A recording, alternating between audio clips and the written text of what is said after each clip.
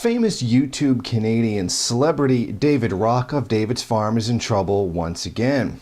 The notorious YouTube user is now facing 3 new charges, two counts of possession of child pornography and 1 of accessing child pornography, according to London, Ontario police. David Rock, as many people do know, is 51 years old. He lives in London, Ontario, and owns a farm in Lucan, where he films vehicle stunt videos that he posts to YouTube. He was also at one time a YouTube partner who claimed to have made about $15,000 a month. Now, the man has been arrested on suspicion of, as I said, possessing child pornography. However, this is not the first time that he's been in trouble for lewd acts involving children. Previously, he is a convicted sex offender when it comes to children. Now, he says that the content that they found was a nudist video and that it is not porn.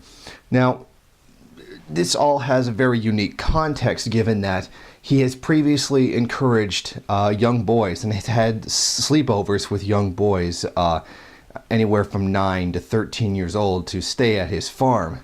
And in one of those instances, he was encouraging boys to go naked on his property because he is a self-described nudist. He has maintained that the content that the police have found or accusing him of possessing child pornography is in fact a nudist video. However, there is more information from his past that makes this questionable. Court records show that he was jailed for 1 year after being convicted of several charges in the early 1990s, including sexual exploitation of what court records refer to as young persons. Rock has said they were teenage boys he encouraged to masturbate while he videotaped them. Other convictions were for sexual assault on 2 children whose genitals he said he touched and videotaped. In addition to this, there is a documentary online by a show called 16 by 9 that does include David Rock's former wives, and they also have made allegations against him. Now, the main criticism that has come out is not actually the suspected criminal acts of David Rock and the actual criminal acts that he has been convicted of, but YouTube has been criticized for not shutting his channel down.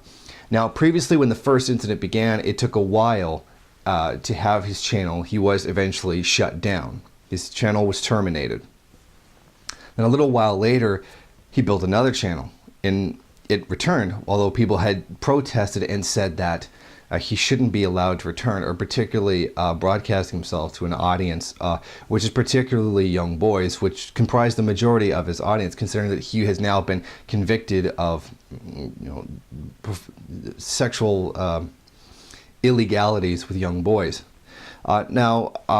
His new channel, the one that he has now, has been shut down. It did take a day or so, but YouTube did get around to it. Now, the criticism is that YouTube did not get it done fast enough, which in a way it's not good that it was there. But on the flip side, YouTube is not actually aware of every single channel that's going on. I've been told personally by YouTube partner support that there are about 30,000 YouTube partners in the world. Now, that's just the partners. That doesn't even count like the actual users. So it'd be almost impossible to keep up with every single partner just from the sheer number of them, although there would be a great deal less of them back in his original channel, which I believe was 2009. Now, today, YouTube just can't police every channel. There's just so many of them, it's impossible, because we've seen, quite frankly, just horrible, despicable human beings have channels, and even without even having any videos on them. I just think that they are being too hard on YouTube, and normally I would not go easy on a corporation at all.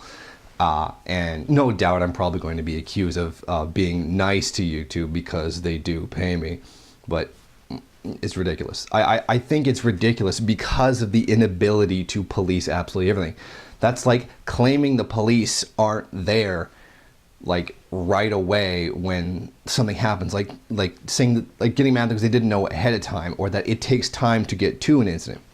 Now, what you can rightfully criticize the police is that the discrepancies between the times of getting to different places, obviously based mostly on class or race, but the fact is the police, like YouTube, cannot be everywhere at once. and YouTube cannot be everyone's. However, this time they got his channel down I believe within 2 days. Now keep in mind that YouTube does have to keep also in their mind protecting themselves from liability when they do so. If they do just take someone's channel down and it's not like a just reason to bring it down, then they can be sued. So they do have to be careful about liability before they do something like that. Now, obviously, you could say, well, the guy's essentially, I believe he's a convicted pedophile, so there wouldn't be much of a moral quandary. Well, we're not talking about a moral quandary. We're talking about what the actual law says and what kind of damages that YouTube would have to pay out in a situation like that. But the YouTube user, famous Canadian YouTube user, David Rock, has been, I believe, arrested again for 3 charges, 2 counts of possession of child pornography and 1 for accessing it. And then he does indeed have a history of convictions for sexual assault on at least 2 children.